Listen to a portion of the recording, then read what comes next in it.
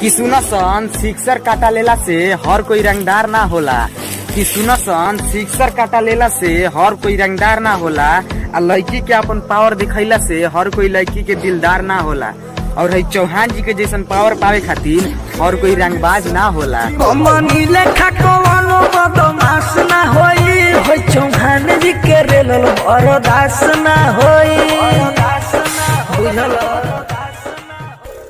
कि जिए ले शान से आ रहे ले सीना उतान। कि जिए ले शान से आ रहे ले सीना उतान। आ बेटा ई पासवान जी हमें थोड़ा कम बोलो ना तो टांगा जीव अपने घर से।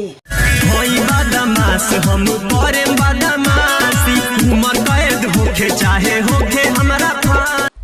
अरे बेटा कि 2-4 दिन से रुक का गईनी तो तोहनी के समझ तो असन की छूक गईनी। अरे बेटा कि 2-4 दिन से रुक का गईनी तो तोहनी के समझ तो असन की छूक गईनी। अरे सार कि तोहनी के बहुत गलत प्रेमी में बड़ा सन। धमाका भले लेट हुई लेकिन सबसे ग्रेट हुई।